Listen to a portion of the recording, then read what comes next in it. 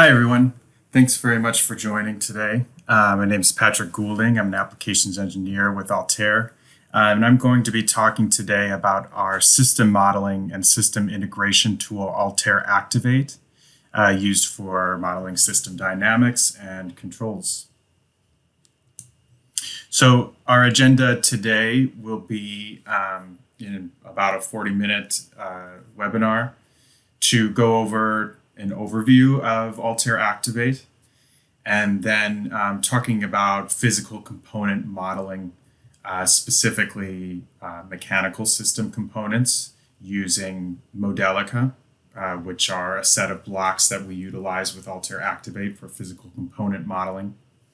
And then we're going to talk specifically about vehicle dynamics, how to model vehicle dynamics in Activate.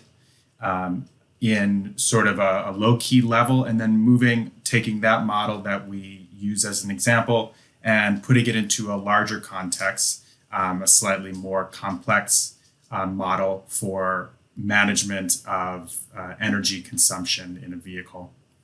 And then I'll just close out with some learning resources that you can utilize for learning a bit more about in depths of modeling, system modeling with Altair Activate. So what is Altair Activate?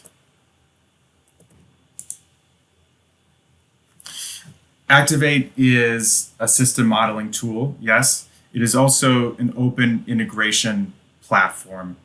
And we like to make sure that our users understand that, it can and should be used as an integration tool for subsystems designed in various disciplines, and also designed using various tools. So you can design subsystems in Activate using a mathematical approach, using just scripting, and it embraces many languages for scripting. C code, SPICE for electronic modeling, component modeling, Modelica for physical components, Python, and our own open matrix language, OML, which is a matrix-based language for mathematical scripting. And also the approach for modeling that may first come to your mind with system modeling would be the block diagram approach, or a 1D approach, we like to call it. So this would be utilizing signal blocks for the sharing of, or the connection of signals between blocks, creation of a signal, using those values entering as input into another block, output another value, and so forth. Also physical component modeling using Modelica, and electric and electronics using our set of SPICE blocks as well. And with Altair Activate, you also have the opportunity for co-simulation with our multi-body dynamics tool, MotionSolve, also with our low-frequency electromagnetics tool, Flux, and utilizing the functional mockup interface, or FMI standard. You can co-simulate with any outside third-party tool that embraces the functional mockup interface. So any other third-party tool with which you could export a functional mockup unit or a subsystem, you can bring in that functional mockup unit into Activate and co-simulate with that subsystem as well. So many different domains or ways in which you could model systems or subsystems in Altair Activate, and you can bring them all into one shared diagram. So in this regard, it is an integration platform that also incorporates linearization of subsystems and ways to use optimization as well. This idea of modeling in a 0D, 1D or 3D manner. I'll talk about a little bit in the upcoming slides.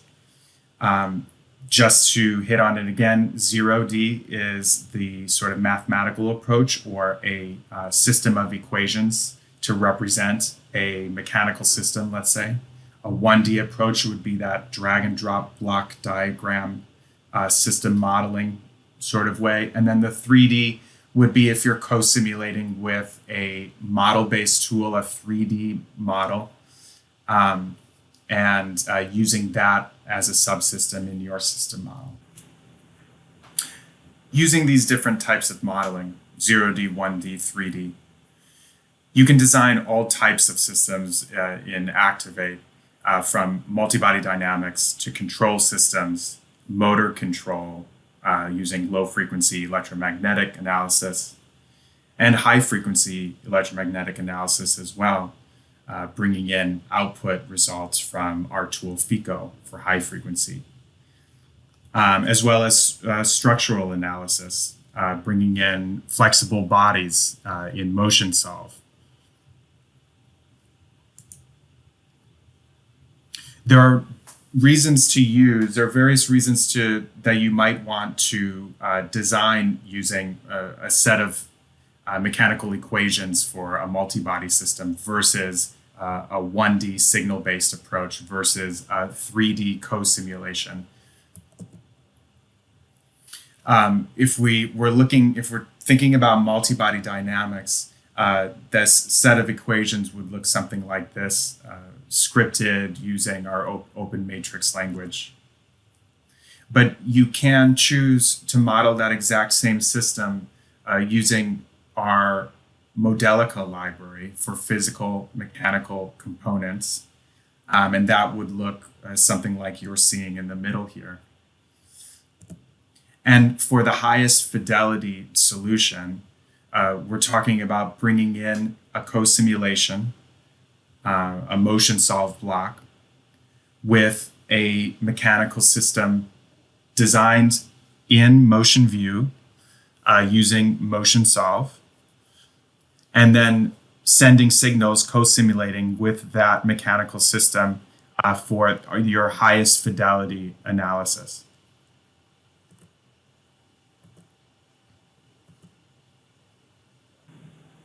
So let's take a look at the user interface for Altair Activate. It's very user-friendly, I believe.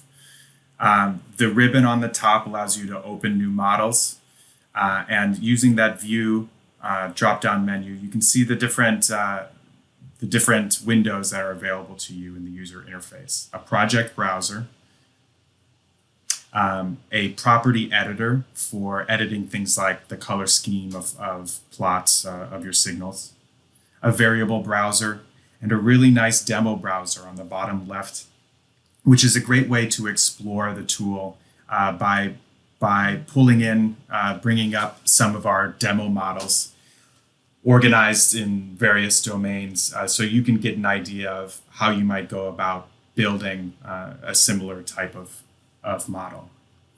There's a command window, an OML command window at the bottom for scripting with open matrix language or Python as well. And then our palette browser on the right, so you can navigate through our sets of blocks, like this constant block for generating a signal of a constant value, step generators, sine waves, and so forth. And this Modelica browser for our Modelica components. And those are subcategorized into electrical, mechanical, magnetic components, and so forth. And so I'll just pull in a couple Modelica components as an example. This is a spring and damper. And then you can connect things like a spring and damper to a mass for defining a mass that is acting on that spring and damper. And your modeling window allows you to navigate through the several levels of your model. This is a hierarchical modeling approach, so you can zoom in to subsystems and back out again, and then connecting your inputs and outputs with your linkages. So let's take a look at an example of a mechanical model in Activate. So we're going to use the example of an active suspension. If you're going to model an active suspension in Activate, you can start with what we call a quarter car model, which is zooming into, instead of all four wheels, zooming into just one wheel system. And looking at the diagram on the right, we can break this down into 4 simple equations that define our system states. And the system states that we're interested in this example are really a set of 2 different displacements and 2 different velocities. So our tire deflection is the difference between the displacement of the road and then the displacement of our unsprung mass, which is the first mass above the displacement of the road. And then our unsprung mass velocity, which is, the rate of change of that displacement over time. And then the suspension stroke, which is really the displacement of the suspension mass. And we define that as the difference between the displacement of that sprung mass and the displacement of the unsprung mass. And then the sprung mass velocity, the rate of change of that sprung mass. So if we look at a system model of this active suspension, that diagram of the sprung and unsprung mass of really those 4 states is enveloped in this blue block there, the quarter car model, that also encompasses the control system as well. So if we take a look inside that blue block, sort of zooming into that block, we'll see our suspension system, which is modeled using Modelica components. And it looks very similar to our diagram, right? And that's because of the way you can utilize Modelica blocks, the way they interact and share information with each other allows you, it's an acausal way of modeling, but it allows you to make your system look very much like it would in sort of a diagram that we saw. So included in this Modelica system, we see our road velocity input, our road velocity signal coming into our system here, outlined in yellow. And then that suspension system, like I talked about, looking exactly like our diagram. So we have blocks for our masses that define our masses, and double clicking on those blocks will allow you to set the parameters of that mass, which is just a value of the mass. Our 2 spring and dampers, and double clicking on those allows you to set the spring coefficient and the damping coefficient. Our actuator force, which is the signal coming in and acting on the upper suspension, the sprung spring and damper, which is our control force. And that makes it an active suspension rather than a passive one.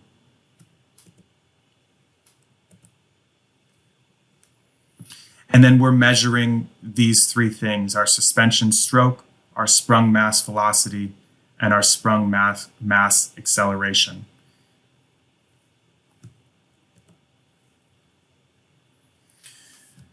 So using this approach of utilizing Modelica physical component blocks in order to model an active suspension, compared to if we used a 3D model, a co-simulation with multi-body dynamics 3D tool like MotionSolve, it allows us to run this model very quickly and to run many iterations of this model in order to for instance, tune a control system.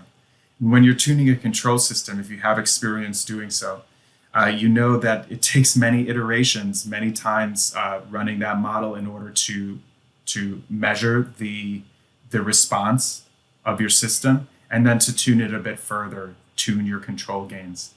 So you want a model that runs very quickly, and Modelica models run quite quickly, and so do a mathematical 0D model as well. So this is a case where the fidelity of the system that you're modeling can have a large impact on your ability to design your control system. So your output for something like this to measure the effectiveness of your active suspension system would be measuring the sprung mass accelerations using, in this case, 3 different types of an active suspension with soft, moderate, and firm gains. And so you can measure the response of your system and decide what are the best parameters of your active suspension system. So now let's take a look at modeling some simple vehicle dynamics in Activate. So if we're talking about vehicle dynamics, let's break it down or distill it into just sort of the simple vehicle dynamics. So a summation of the forces that we're interested in.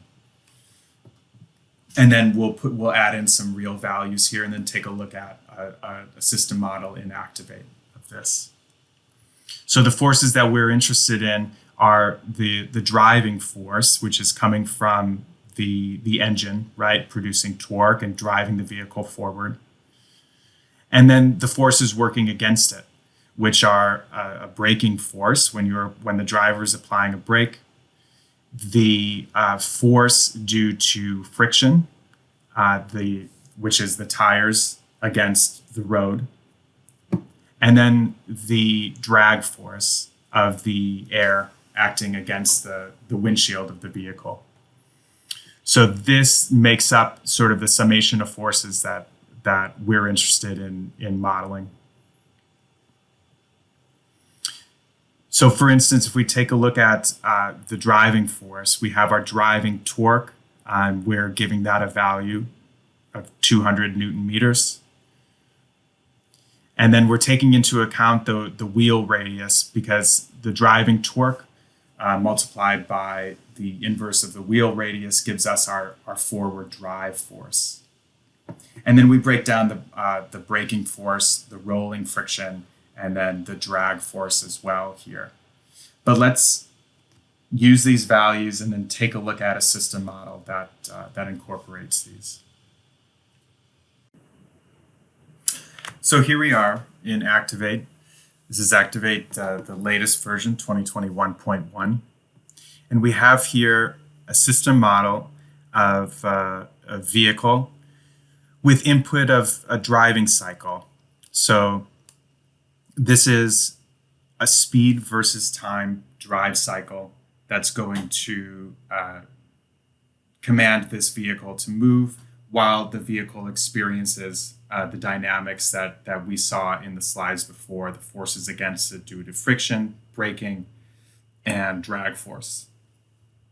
And then this vehicle, we're going to measure the energy consumption for this vehicle to follow this drive cycle while under the influence of these external forces.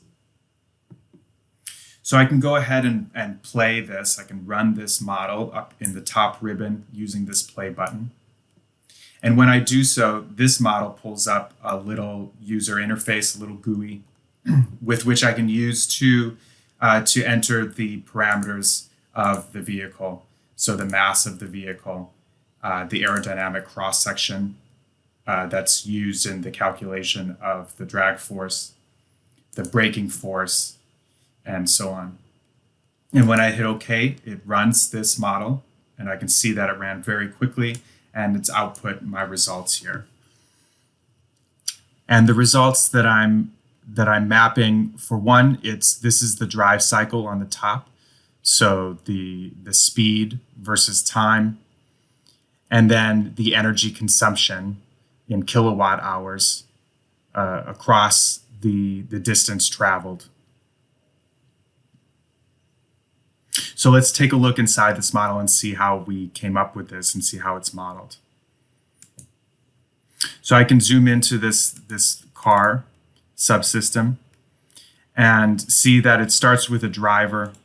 And if I go into this driver block, I see that I have my input signal, which is my drive cycle, the desired speed, the velocity of this vehicle, and then a simple KI controller, a PI controller, proportional and integral controller, in order to sort of for this that models the engine to maintain the desired speed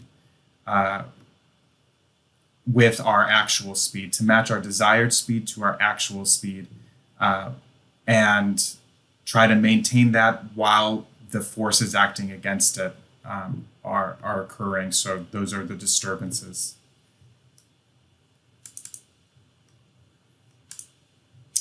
And then our driver applies basically an acceleration, the gas pedal, and sends an acceleration signal to our engine subsystem. So we can look inside that.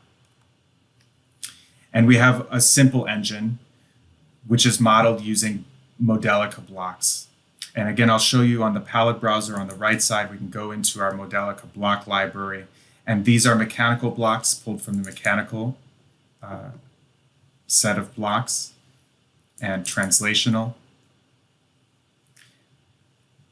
And then if I go back again, go into the rotational and components, and we can see some of these blocks that were used to model the engine.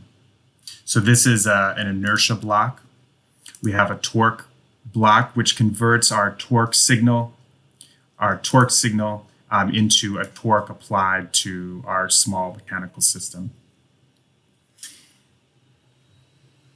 And a lookup table here. So we have our accelerations coming from our gas pedal, which is going into a lookup table, which is an acceleration versus torque table. So from that, then the output of this will be our torque applied.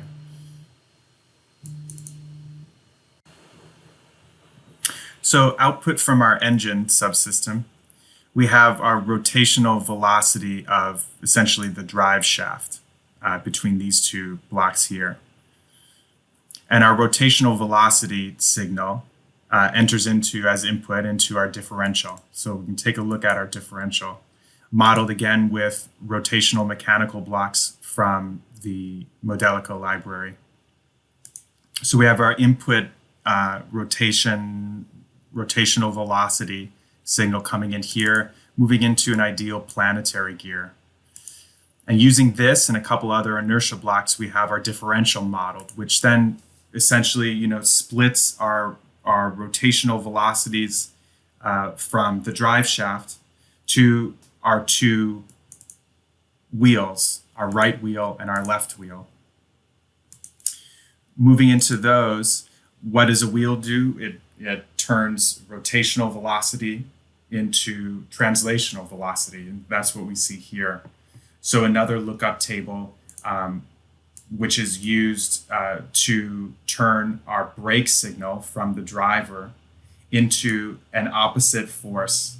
So this is our brake force applied against the translational, the forward translational force applied by this rolling wheel block. And then our friction force as well. So we have a block here, which is support friction, which applies friction based on our parameters of friction, working as well against the wheels, against our driving force. So output from this wheel subsystem is our translational speed. Okay, so now we can measure our forward speed of the vehicle which is a summation, the forward speed using or taking into consideration friction and our brake force here. So you see how we're adding together, we're compiling sort of our dynamics, our vehicle dynamics, our set of four states that we saw in the previous slide. So now moving to the right in our system diagram, we have our driving resistance, or our drag force. So here we have an equation which calculates based on air density what the drag force would be, and it's applied, is fed into a force block, again working against the vehicle mass and our translational speed.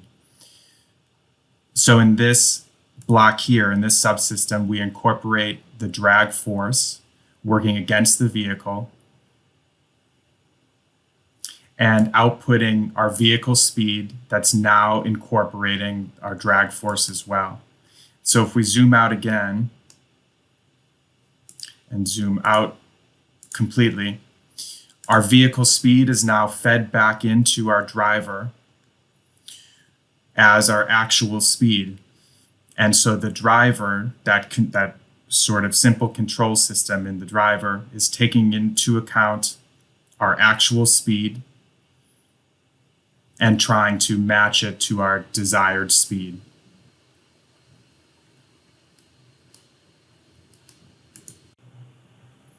So we've used this model of a simple vehicle in order to measure the energy consumption during a drive cycle. Now let's use this simple example and take it into a larger context, a larger application of a hybrid electric vehicle, where the energy needs to be managed in order to determine whether power should be used by the battery, the energy stored in the battery, or the vehicle should be powered by the internal combustion engine.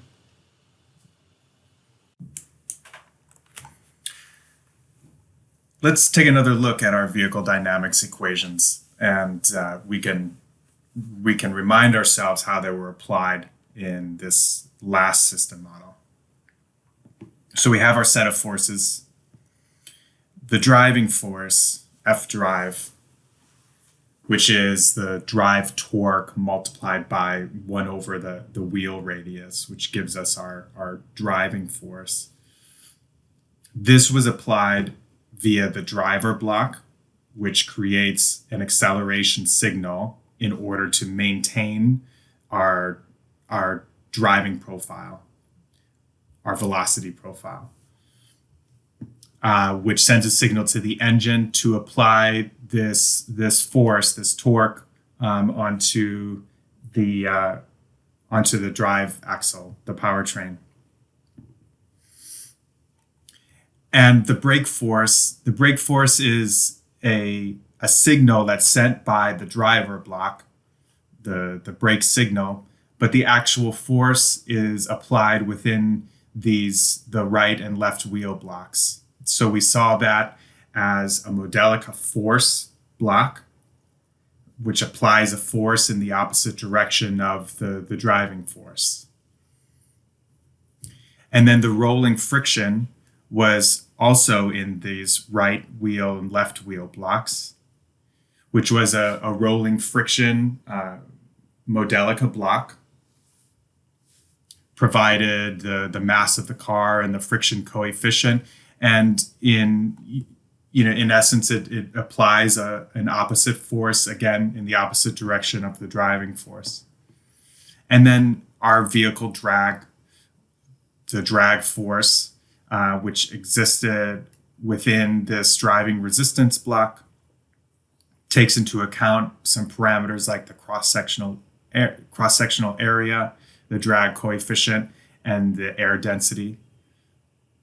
And in the end, applies another force opposite to our driving force.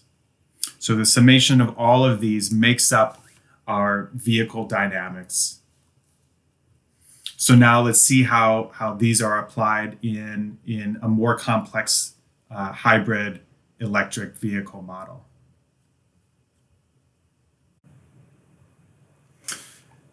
So here we have our hybrid electric vehicle powertrain model. And this one takes what we learned about the vehicle dynamics and then applies it into a more complex model that will tell us something about the energy management of this vehicle as it goes through this drive cycle. So let's go ahead and run the simulation. And again, it runs quickly because it's really just using more of an analytical approach rather than a 1D approach, rather than a co-simulation with 3D models. So the first output that we get here is our engine fuel consumption. So this, is a function of the work performed by the internal combustion engine in this hybrid electric vehicle.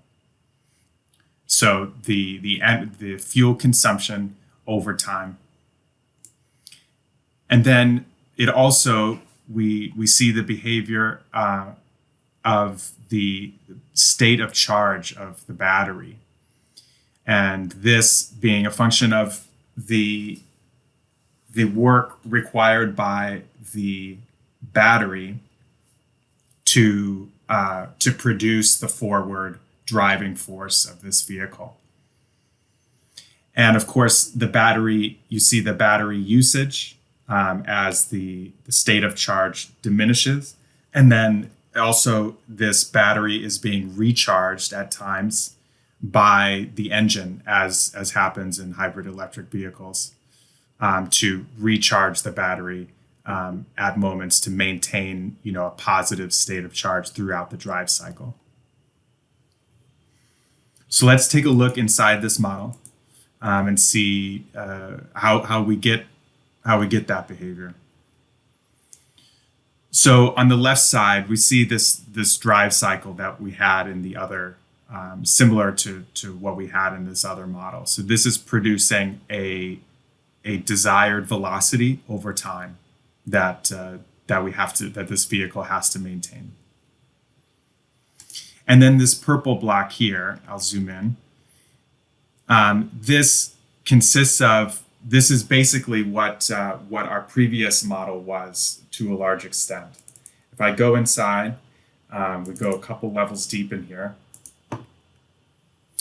And then I'll open up the diagram context up in the top left here. So this is some syntax that provides us the model parameters that are used inside this equation for the vehicle dynamics.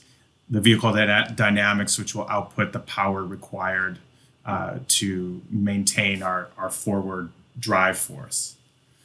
So the model parameters consist of things like the mass of the vehicle is defined here, the air density, the drag coefficient, things that we remember seeing in our force equations, right?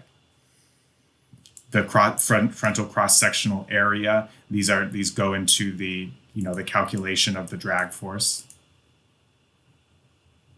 We're going to take into account the road angle, the gradient of the road or the incline. Coefficient of rolling friction, wind velocity. So all of these parameters are defined in this diagram context. And then if we look at this equation here, so we see there are two signals coming in: the desired speed, which is coming straight from our driver, the driving profile that we want to maintain. So our desired speed and desired acceleration. These are going to be two values used in this equation to output the power required. So there are a few parts to this equation, and if we pull them out, we can recognize parts of our vehicle dynamics model. So M is the mass of the vehicle. U2 is our second input, which is the acceleration. So mass times acceleration will be our desired forward force, our driving force of the vehicle. And then this second part here, I see the drag coefficient. A is the cross-sectional area of the front of the vehicle. UW is our wind velocity. So this makes up the calculation for the drag coefficient. And then this third entity here, this third entry is the frictional calculation, the rolling friction.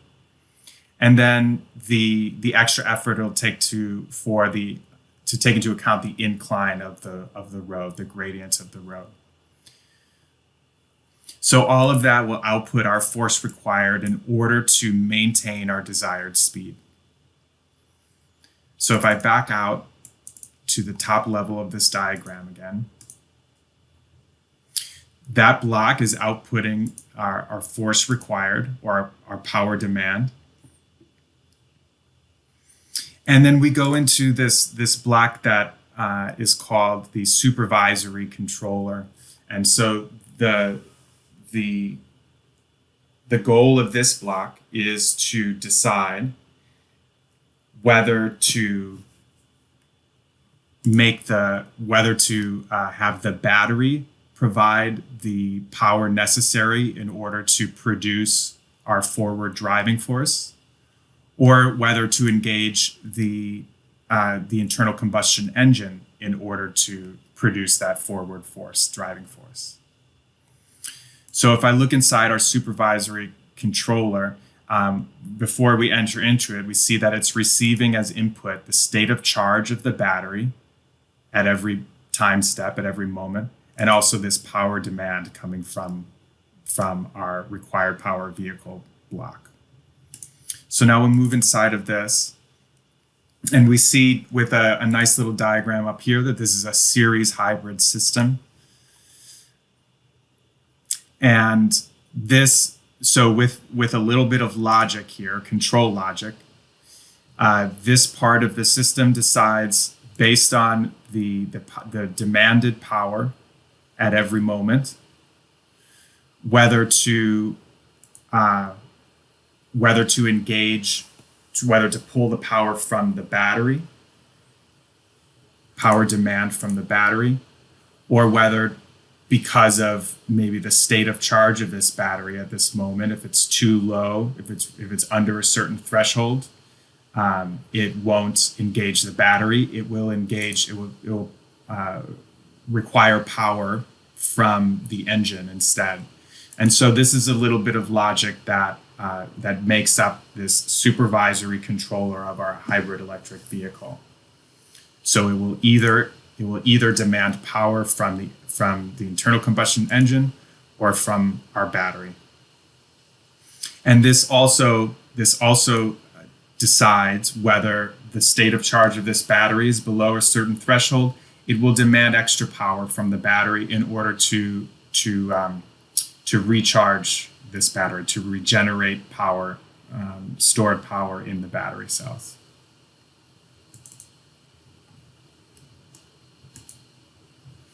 So coming out of this block, we've got power demand from the engine, which goes into this internal combustion engine block, and power demand from the battery. The power demand from the battery goes into this our battery super block. And if I zoom in here, we have a fairly complex set of logic and signal blocks to model this battery. But in short, it takes into account discharge losses, charging losses, and based on the power demand, the demand that we're requiring of this battery, and then also power coming from the internal combustion engine in order to recharge the battery, we're updating our state of charge at every moment. The amount of power remaining, the amount of energy remaining in this battery.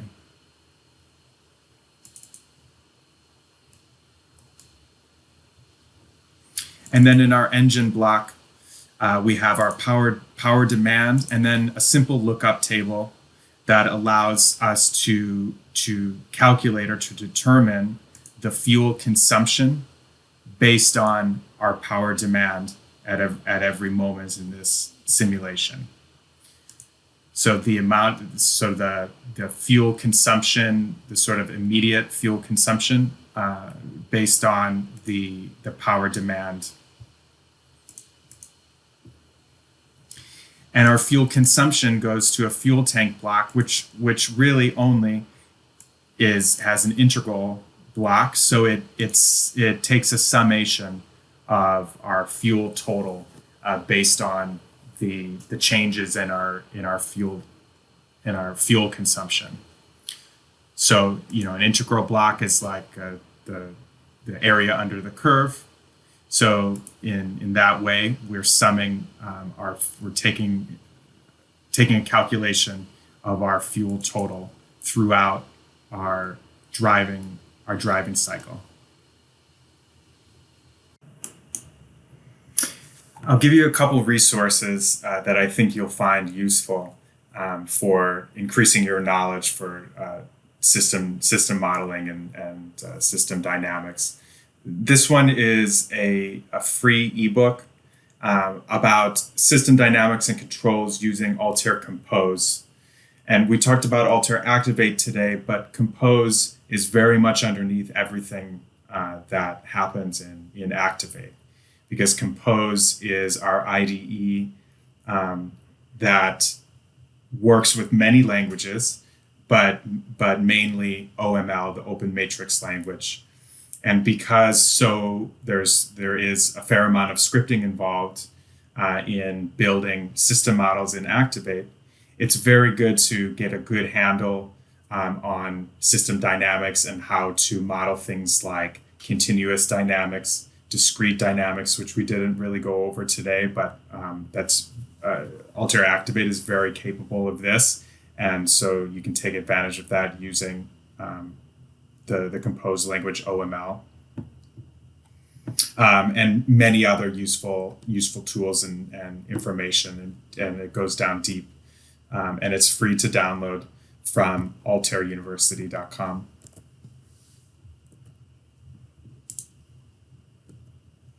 And then a few other links. Altair.com/system modeling applications is a nice hub to learn more about Activate and Compose, and then to also get some customer stories and some videos about other verticals that we didn't really mention, like heavy machinery and hydraulic systems and things of that sort. You can download the products from Altair University. And we have a really nice learning center, altair.com/learning center, that you can use for nice how-to videos and tutorials for all of our tools. And then our forum, community.altair.com. Our forum is where all of our users can post questions and answer questions for other users. And then myself and my colleagues as well answer the questions for our users. So it's a really great resource to search out anything that you're wondering or having difficulty with, and see if somebody already has provided an answer for this. So thank you very much for listening. We appreciate you being interested in our tools. We'd love for you to get going with Activate and our other tools. And if you have any questions, please feel free to reach out and visit our forum and the other resources to start learning more about how to get going using this for your projects and whatever you need. Thank you again.